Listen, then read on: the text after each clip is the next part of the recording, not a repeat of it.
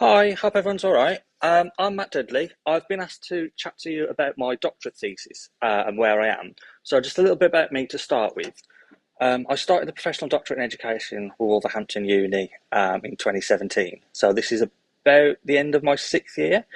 I've got a couple more things that I just need to put into place, and then I'm ready for almost like a final write up when it comes to the findings. And then it's just about hopefully piecing some other things together. So, fingers crossed. Okay, so what I wanted to do for my thesis originally is I wanted to look into pedagogical considerations of teachers because at the time I hadn't run a HE in FE course, so a university level course within an FE setting. I hadn't done that. I was actually looking to do that. I run an events management course, but at the time I wanted to know, well, what kind of pedagogical considerations are actually put into place, like what kind of techniques may be used, like what's the difference between teaching in HE to teaching in FE. So I started out asking program leaders essentially about this, um, and from that I found that quite a lot of the responses I was getting wasn't about the practice that was happening in the classroom. It was about a load of other considerations that they had to take into effect outside of the classroom, which impacted on them doing their job. And that's where the theme of autonomy and agency kind of came to me. So I'm just going to go to my PowerPoint now and then I can talk through some of my notes. So this is my email address, by the way. So if anybody wants to ask me any questions, or if you want to meet up and have a chat afterwards, at any point, just drop me a bell and I'll happily try and get back to you as soon as I can. But essentially, because of this notion of agency and autonomy, is where I'm using the Pinocchio metaphor to liken what a program leader in colleges have to deal with when it comes to trying to teach university level qualifications. I'm deeming that as level 4 and above, so any kind of program that's level 4 and above in an FE setting.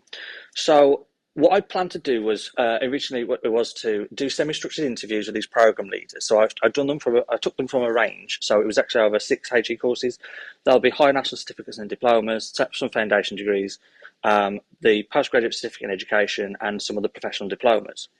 And like I said, I found that a connective thing that people were starting to talk about was how it was impacting their job role, whether they was actually allowed or enabled to do it, which is when I was reading through my literature, I found Bayer and Mish's caudal triad of agency, which is originally quoted in Means 1932. He me did quite a lot more about temporal aspects, like the use of reflecting on the past, present, and future tenses and what impact that has on the decision-making process.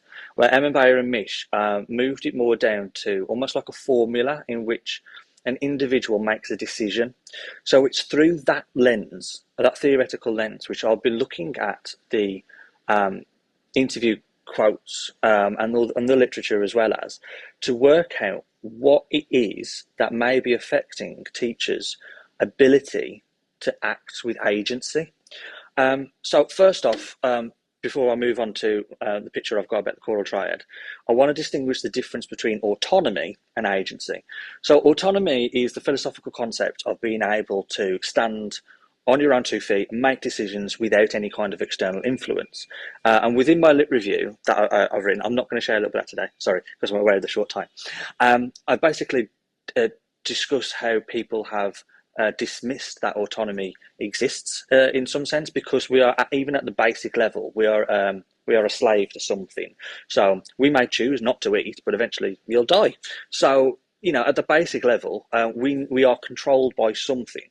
So what I looked at then was this notion of agency, because I can do whatever I want any day, but I choose to give up a certain amount of hours per week to act on behalf of someone else in return for resources, i.e., I do my job each week to get money. But in doing that job, I am not 100% doing my own initiatives. I am actually acting as an agent for someone else, which is the job description. So what I wanted to look at then is how well are we allowed to act with agentic capacity when looking at doing the job role? Because sometimes we might be given complete freedom, complete reign, so we could almost be autonomous in our agentic ability. But I'm aware that based on this is just some of my personal experience now within the setting. You do get asked to, you pull from string pillar to post sometimes with, like you've got this audit coming in, you've got that governor coming around, you've got to make sure your students pass, you've got all these different influences.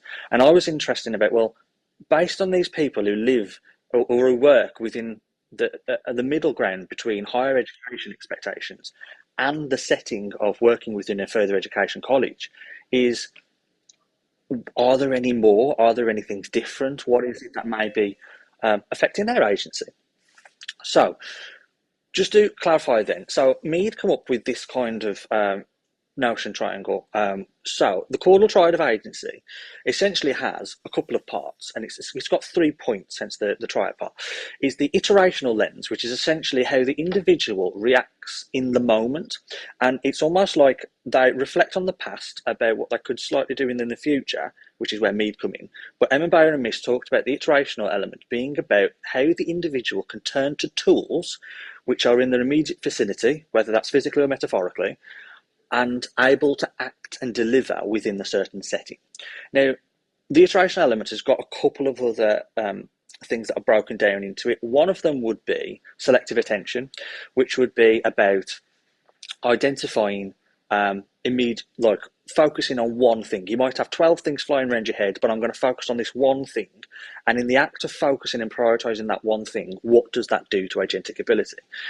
Another one is recognition of types, which is a bit like pattern recognition. Is when you're looking at a situation, let's say you're dealing with a student and they are, you kind of go, oh, I've dealt with your kind before. Or you've had this conversation with a manager and you go, I can see what's happening next, because you're almost reflecting on past experience to almost help you with what happens in the moment. And the same as another one is maneuvering amongst repertoire is another part of the attractional lens, which is picking up a script that you've already used in a situation in the past and seeing, well, how can I copy and paste that and use it in the present moment, or do I need to adapt the script? So that's part of the iteration lens. I wanted to break that down a little bit further because that is quite a lot of naturally what people's abilities are from my interviews, which I'll go through some quotes in a second, about how they have identified the problems. And within the quotes, they've not only identified it, but they've moved on to the projective or the practical evaluative lens, because they've shown what the problem is, and then they've demonstrated how they fixed it or reacted or had to deal with the situation, which I'll share in a second. The projective lens actually split down into 5 sections. I'm not going to go too much into them at the moment, but essentially it's all about the ability to move from the present moment into the future image of whatever you want. So whether that's, I want to be better in my career, so I've got a vision of how I want to be, I just want to get to the end of the week, or we've got to get to the end of a year, or we've got a deadline. It's the ability to move from the present situation under the iterative lens and how you move to this future, and the ability to do so, and the things that may or may not get in the way. And the practical evaluative is more about the how it happened. So instead of like the imaginary foresight kind of part, it may be about, well, this is the tool I did. So it's like reactiveness in a sense. And again, there's a couple more layers to that, which I won't go into at the moment because I can give some examples now. I've actually got quite a lot of data, and I've been able to strip it back based on, because again, initially I went out to find about pedagogical insights. So I've had to strip away some of the things by using this little triad of agency, the theoretical framework to help me. But then I've still found I've recently had a meeting yesterday actually, giving me some feedback about there may be still quite a lot of off strands. So what I'm going to go do is look at what was more weighted in the response, who shouts the loudest voice-wise, and then pick that apart and focus on that. But one thing that I can say is that one of the voices that came across was about the empowerment or the depowerment of staff, and how they felt, whether they was enabled to be agentic or disabled in a sense. And this essentially came down into 3 sections, which was about the utilisation of staff. Management, when I say utilisation of staff, is about putting the right person in the right place to make sure that none of the students are getting the right skills, but also that you're drawing on the right level of expertise. Because hypothetically, if you flipped it around, if you've got the wrong staff doing the wrong job and they ain't got a clue what they're doing, then they could be disabled even more when it comes to agency. And that would naturally lead onto the management of workload because of what they can and can't do. essentially. They might be able to do it, they might be able to fly through it. And the same as that is about how that has a knock-on effect about the individual feeling valued within their institute. So first example of this one, when it comes to staff utilisation, is that I asked the staff about, I asked the program leaders, well, do you have control over who teaches on your course? And they said, well, no, actually, because on the leadership hierarchy, if you want to call it that, you have the program leaders, then you've got curriculum leaders, centre managers, assistant principals, vice principal, principal, governors, whatever. Is that actually, when it comes to recruitment or even the assignment of staff within the teaching curriculum, that was out of their hands. And it was felt that just by these wordings here, I just get told what I need to teach and when, is that although the program leader has an element of responsibility in making sure that the curriculum is designed and there's a bit of a people are on target for the mission, I suppose, is that they felt that actually they didn't have that bit of power for that one. However, that's not a universal thing I found out across the participants. One of them actually said that they are able to sit with their manager and with their curriculum leader and say, this is what I need on the course. And they go, all right, let's talk about what's available, what resources are available. And then they actually work together. So that's not a universal factor.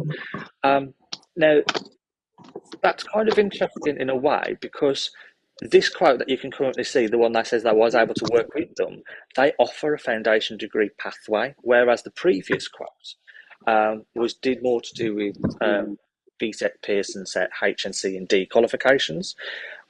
So I need to explore it a little bit more, but I'm wondering if there might be, I'm just hypothesizing here, hypothetically, is that could there be some situated context around having an external influence like a HEI, meaning there's an imposed pressure of needing to meet certain expectations, because, the universities are going to want to make sure that everything's fine if they're going to put their rubber stamp on the qualifications and make sure the quality assurance process is all done, is that management, have they paid more attention because it's so rigorous, whereas the BTEC side, you may be seeing like once a year, and then give you a bit of freedom because they trust your professional judgment, but in the act of giving that freedom, they the institute's left to run itself in a way, and that might work, it might not. Again, it depends on who you've got. I don't know. I don't have that data.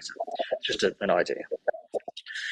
Why this kind of thing about making sure the right staff are in the right place affects their ability to project what the future could be or to make sure that plan's in place is about, well, how do you deliver it? How can you, at the end of an academic year, put all your plans together, starting in September, standardise it, sign it all off, if the individual themselves don't have the information? They could do that planning in like February, March, May, for instance. But when there's lots of external influences that may be part of it, that may not be the most smoothest of processes. It could be something that's left as a last-minute job, depending on the priorities, I suppose. Again, I don't have that in front of me, so I'm not going to dive too much into that one. Already mentioned that one. This leads on to a little bit then about being valued because of the consultation, if you think about it. So if the individual is saying that, if it's deemed that the individual has got responsibility as a program leader, that they need to be able to put all this stuff in place, are they actually trusted, or could they be trusted to have some recommendations, whether they need to hire or fire, or not so much fire, sorry, make sure they align the right kind of staff members? Do they have that?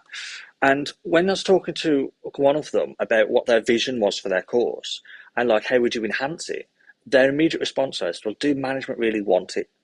So there seems to be a kind of grey area about what the program leader's ideology may be and what their vision may be and where that fits into the institute or even the wider agenda. And this isolated incident, there's definitely situated context with this first one at the top here where it says, do management really want it? That was from one area.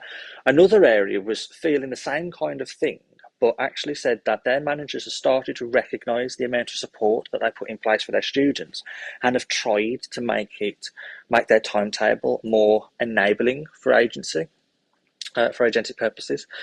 and put that in. Again, that was going to be a slow process, and I haven't heard any other feedback about whether that's happened. But one thing, just from these two examples, just going from the p-value to this projective one, is I'm curious as to why this isn't a universal thing within the institute.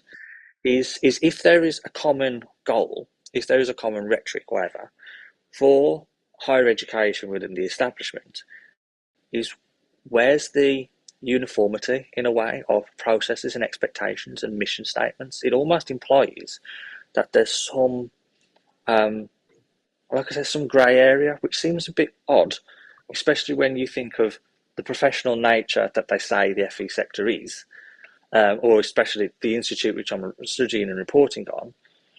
That seems, to me, again, personally, take the professional hat off, that seems like a basic requirement, having clarity, having everybody on board, everybody knows what they're doing and why they're doing it and when it needs to be done by, regardless of specialists, because we all know each different area is going to run slightly differently. They're going to have their own demons to deal with, but it just seems strange how the teacher's voice at the moment seems to reflect that. Let's move on a little bit. A couple of places about this thing about them feeling valued and their course feeling valued in this wider mission statement, which I've just said may not be universally known, is that somebody actually reported that their course was missed off the prospectus to recruit new people next year. Now, it's a bit naff, to be quite honest. And some people have just said that they do feel flat out undervalued. So, before we move on, if we now look at that from an agentic lens again, if we look at the motivational model by Thayer and Thayer, for instance, they talk about how being motivated and motivated. So if somebody doesn't feel that they're supported within the workplace, then they might not have the right mental place, they might not feel that they're supported, might have the right tools to actually become agentic because they don't feel that they can't. And it's actually the supportive structures need to be in place around an individual, not only from a peer perspective, but also within the hierarchy, leadership hierarchy, to make sure that if the teacher needs to turn their hands to something, that they feel that they can do. But how is that enabled or disabled if they feel that their course doesn't have a purpose? They might be fighting for this purpose, as I mentioned, the potential conflicts in ideology, but if it's not felt or if it's not seen as being an integral part of whatever this mission statement is, then that's going to have a big impact on whether they want to come in the next day or whether they want to go and get that employer engagement, or they want to push their students to be better. Of course, hopefully they're going to naturally want to do that, but it just makes the day-to-day even harder. So I asked them about, well, how do you feel that the HE experience as a whole is advertised or is pushed? And some people felt that, yeah, absolutely, I'm really supported by my manager. They let me go down to London to do all this training and stuff. And some people have gone, well, this is actually interesting. So if I bring back to that notion of the leadership hierarchy, and then I'll bring this little presentation to a wrap, is I've noticed it seems to be that the further away managers are from the teacher or the program leader, as I mentioned, you've got program leader, CL, CM, assistant principal, vice principal, blah, blah, blah. The further away they seem to be, the less value or perceived value that the program leader feels that they have on them. For instance, we've just had some instances of their line manager, so their curriculum leader or centre manager, recognising that they've done these extra things and they've changed some of their timetable, or they will sit with them to make sure that they can get the right members of staff in place.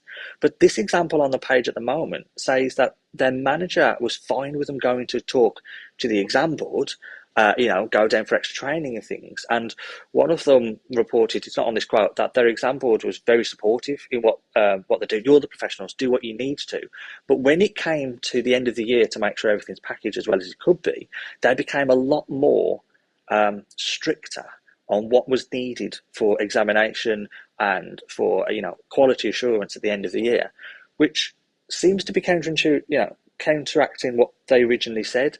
So I'm just hypothesising that the further away that the manager seems to be from the teacher, almost seems to be that the assigned value of agency or the perceived value of agency or of the individual, sorry, is diminishes a little bit, which is a shame. I am going to bring this to a close because I'm aware of time. Ever so sorry. I am really looking forward if anybody wants to message me and I can chat further because I can talk about this forever. And this is only just a very, very small part of what I managed to find out. I am, like I said, I am looking into condensing that a bit further. But in short, when we look at leadership and change, then with the whole notion of the conference, is from a teacher's perspective, if you feel that they are your professionals, and if they are the professionals to be there to make the changes, the experts in their field to be consulted, then surely valuing that, talking to them, working with them, enabling, growing their ability to act with professional autonomy, agency, integrity, whatever label you want to call it, should only be better for not only the student experience, the growth of the institute, and whatever mission statement might be going forward. And the thing that I find clear so far from this little part of my thesis is clarity has such a massive impact on what people can and can't do. And I suppose knowing where those goalposts are allows them to move forward. So thank you very much for listening. I look forward to hearing from you if you want. Otherwise, have a great conference and thank you for involving me.